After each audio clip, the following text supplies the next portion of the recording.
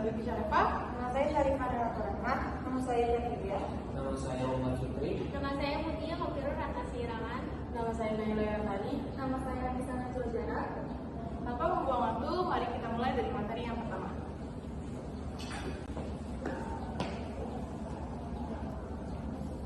Materi yang pertama yaitu formula kimia. Formula kimia atau yang biasanya disebut rumus kimia merupakan suatu senyawa yang menjadi simbolis dari rumus kimianya. Contohnya seperti rumus kimia air yaitu H2O, yaitu unsur dua unsur hidrogen dan oksigen yang bergabung menjadi satu molekul air. Selanjutnya, dalam pembuatan rumus kimia ini biasanya terbagi menjadi tiga, yaitu ada molekul, empiris, dan struktural. Nah, yang rumus molekul pertama ini dia menunjukkan rasio dari unsur yang terkandung. Contohnya seperti rumus molekul glukosa atau gula. Ini dia tertulis C6H12 dan O6. Nah, kenapa ini ada angkanya? Nah, itu melambangkan sebagai kalau karbonnya ada 6, hidrogen ada 12, dan oksigennya ada 6. Lalu yang kedua ada rumus empiris. Rumus empiris ini merupakan rasio yang diwakilkan. Istilahnya dia menjadi turunan dari rumus molekul. Contohnya seperti rumus glukosa yaitu C6H12O6. Jika ditulis dalam empiris menjadi CH2O. Kenapa H? Hidrogen doang yang ada 2, karena dia 2 kali lipat lebih banyak dari karbon dan oksigen. Nanti saat ini dikembalikan dengan formula asalnya, tinggal dikalikan 6 semua dan kemudian menjadi C6H12 dan O6. Dan yang terakhir ada rumus struktural. Seperti namanya, dia ini memberikan ulasan tentang susunan atom-atom dalam molekul. Dalam penamaan kimia pada komponen, biasanya menggunakan sistem IUPAC dan sistem trivial. Nah, apa sih sistem itu? Namanya IUPAC. IUPAC ini merupakan sistem resmi yang digunakan secara internasional dan universal. Contohnya seperti NaCl yang dinamakan natrium klorida. Yang kedua, ada sistem trivial. Sistem ini itu yang digunakan secara lokal, khususnya di Indonesia, dan tentunya akan berbeda dengan negara-negara lain. Contohnya seperti NaCl, misalnya disebut garam dapur atau halin. Selanjutnya ada cara menulis rumus kimia. Nah, yang harus kalian lakukan pertama adalah mengidentifikasi unsurnya. Jadi kalian harus tahu simbol unsurnya, lalu rumus radikalnya, dan juga valensi unsurnya.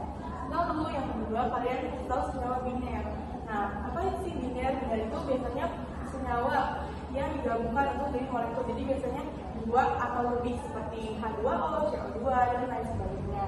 Yang ketiga, kalian harus kandungan kation dan anionnya. Nah, kation ini ion yang bermuatan positif, sedangkan kalau anion yang bermuatan negatif. Nah, dalam penulisan nama senyawa, biasanya kan yang digabung logam dan yang logam. Nah, dalam penulisannya biasanya ditulis itu yang mengandung logam terlebih dahulu, baru yang non-logam. Contohnya seperti NaCl, nah, terus kan natrium kan yang mengandung logam duluan, lalu dilanjut dengan klorida yang tidak mengandung logam. Nah, yang terakhir kalau dalam molekulnya ada akhiran anionnya, dengan gampangnya biasanya kalau muatannya dari 1 berakhiran dengan ida. Contohnya seperti F dibacanya fluorida. Nah, sedangkan kalau dia mengandung min 2, mesti berakhiran dengan at atau enggak et. Nah, contohnya seperti F4 2-min yang dibaca sulfat. Kalau misalkan terakhir ini, kalau anion poliatomisnya dengan ion amin, biasanya berakhiran dengan bi atau hidrogen. Contohnya seperti HCl3- yang dibaca bikarbonat. Ini akan dibagikan oleh teman saya. Nah, baik. Apa sih itu simbol dan struktur Lewis? Simbol dan struktur Lewis adalah konsep yang digunakan dalam kimia untuk merepresentasikan antara ikatan atom dan pasangan elektron yang ada dalam suatu molekul atau ion. Simbol Lewis digunakan untuk menggambarkan atom dari suatu unsur yang dengan menulis simbol unsur tersebut dan menambahkan tanda titik atau tanda silang di sekeliling simbol unsur untuk mewakili setiap elektron valensi. Contohnya pada unsur kalsium. Kalsium dilambangkan dengan huruf Ca. Ca sendiri memiliki 2 elektron valensi. Nah, untuk penulisannya itu Ca dan sisi kanan dikasih titik dan sisi kanan sisi kiri dikasih titik. Selanjutnya itu apa sih struktur dan struktur Lewis? Struktur Lewis digunakan untuk menunjukkan bagaimana atom-atom dalam suatu molekul atau ion saling berikat satu sama lain dan bagaimana pasangan elektron tersebut terdistribusi di sekitar atom. Contohnya ada di sini CH4. CH4 itu nama sejawanya itu katanya. CH4 memiliki 8 elektron valensi. Nah, C sendiri memiliki 4 elektron valensi dan K sendiri memiliki 1 elektron valensi. Contoh H ini ada 4, pelipatan 4, jadi H ini memiliki 4 elektron valensi setiap masing-masing H. Nah, fungsi dari struktur Lewis dan simbol Lewis adalah fungsi simbol Lewis untuk menunjukkan jumlah elektron valensi dari suatu atom. Yang kedua, mengetahui jumlah elektron valensi melalui simbol Lewis, dan yang terakhir mempermudah untuk menyusun struktur Lewis. Sedangkan fungsi struktur Lewis yang pertama yaitu menunjukkan sifat kepolaran suatu molekul. Yang kedua, menunjukkan jenis ikatan yang terjadi pada atom-atom dalam suatu molekul, apakah ikatan tunggal, ikatan rangkap 2, ikatan rangkap 3.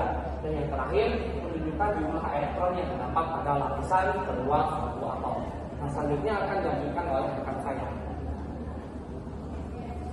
Selanjutnya ada ikatan ion. Ikatan ion adalah jenis ikatan kimia yang terjadi karena adanya pelepasan elektron dari salah satu atom dan pengikatan elektron dari salah satu atom lainnya, sehingga membentuk ion dengan muatan positif atau kation dan muatan negatif atau anion. Ion-ion ini saling menarik dan menjadi ikatan yang sangat kuat.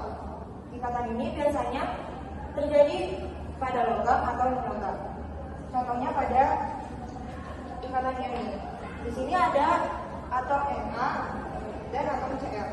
Di atom ini terjadi pelepasan pada atom Na, pelepasan elektron pada atom Na, dan penarikan elektron pada atom Cl, sehingga menjadi atom Na menjadi positif atau kation dan atom Cl menjadi negatif atau anion. Untuk membedakan ikatan ion ini dengan ikatan kimia yang lainnya, ada sifat-sifat ikatan ion ini, yaitu yang pertama mempunyai sifat konduktor listrik. Ikatan ion ini dapat menghantarkan listrik dalam bentuk lelehan atau larutan. Yang kedua, membentuk kristal. Yang ketiga, mempunyai titik didih dan titik leleh yang tinggi. Titik didih dan titik leleh ini kurang lebih 500 derajat Celcius. Yang keempat, mudah larut dalam air karena adanya muatan dipol dalam air. Selanjutnya dijelaskan oleh Asia. Kemudian kovalent. Apa sih kovalent itu? Kovalent itu adalah ikatan kovalen yang terbentuk dari pemakaian bersama pasangan elektron antara dua atom. Pada kovalen, atom yang terlibat adalah atom non-logam. Terus kemudian adalah atom non-logam. Terus kemudian ada juga sifat-sifat ikatan kovalen. Yang pertama, pada umumnya tidak menghantarkan listrik. Yang kedua, berupa cairan, gas, atau padatan lunak pada suhu ruangan. Yang terakhir, keadaan murni bersifat isolator. Kemudian juga ada 3 jenis ikatan kovalen. Yang pertama, ikatan kovalen tunggal. Yang kedua, ikatan kovalen rangkap 2, dan yang terakhir, ikatan kovalen rangkap 3. Kemudian selanjutnya akan dibahas oleh rekan saya.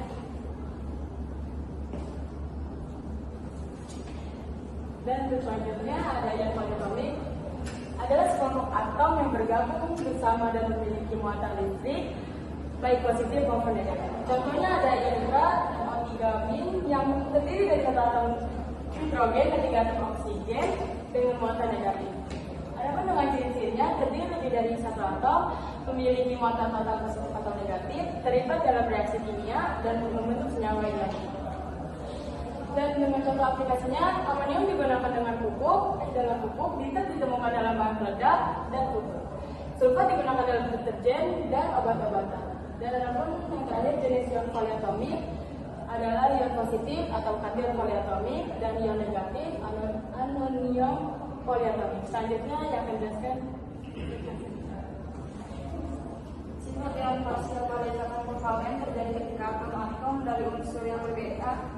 terkait secara kovalen dan pasangan elektron bersama terkait lebih kuat ke atom dengan keelektronegativan lebih tinggi.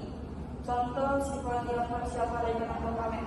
Pada molekul air H2O, dalam molekul ini oksigen memiliki keelektronegativan yang lebih tinggi daripada hidrogen. Oleh karena itu, pasangan elektron dalam ikatan OH lebih tertarik ke arah atom oksigen, membuat oksigen memiliki muatan parsial negatif dan hidrogen memiliki muatan parsial positif. Sifat ini menjadikan air sebagai molekul polar dengan sisi oksigen sedikit negatif dan sisi hidrogen sedikit positif. Selanjutnya akan dilanjutkan dengan teknisnya. Nah, ikatan kovalen ganda atau ikatan kovalen rangkap 2. Apa sih itu? Ikatan kovalen ganda adalah ikatan yang terbentuk dari penggunaan bersama dua pasang elektron. Setiap atom memasangkan 2 elektron masing-masing. Contohnya pada ikatan kovalen ganda adalah O2 dan CO2. Nah, di sini contoh ikatan kovalen ganda yaitu ada O2. O2 sendiri memiliki 8 elektron valensi, 6 elektron pada kulit terluar dan 2 elektron pada kulit. Nah, untuk saling terikat, O2 ini membutuhkan masing-masing O2 ini membutuhkan 2 elektron valensi untuk saling terikat. Nah, contohnya di sini saya tulis O1 itu memiliki 6 elektron titik-titik-titik dan O2 memiliki 6 elektron titik-titik. Nah, jika digabungkan di saling terikat, maka masing-masing dari 2 elektron valensi ini akan saling terikat. Selanjutnya akan dijelaskan oleh teman saya, kakak saya. Baik, selanjutnya di sini saya akan menyampaikan ikatan logam.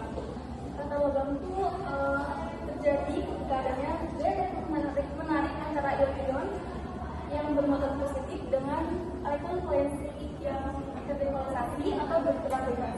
Ikatan logam ini juga dijelaskan pada satu teori, yaitu lautan elektron yang ditemukan oleh Drude pada tahun 1902 dan Lorentz pada tahun 1916.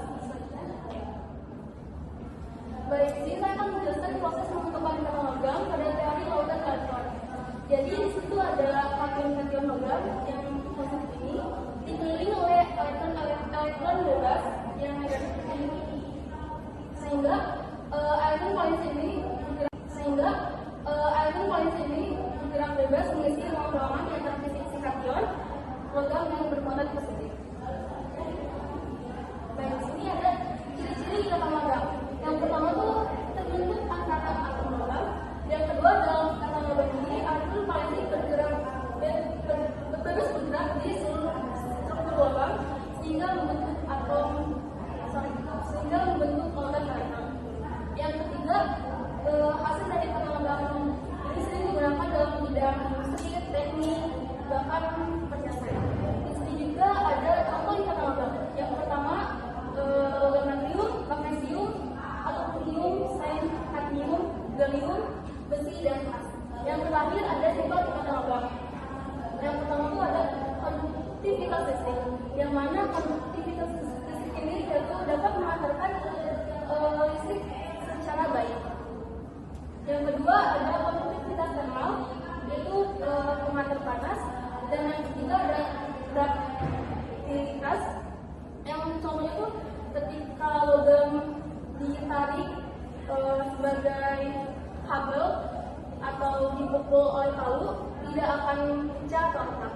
Yang keempat bersifat lunak. Bersifat lunak itu bukan berarti lembut, tetapi sifat lunak di sini itu hanya berubah bentuk, tetapi tidak sampai lembut. Yang kelima berkilau, dan yang keenam memiliki titik didih dan titik leleh yang sedikit.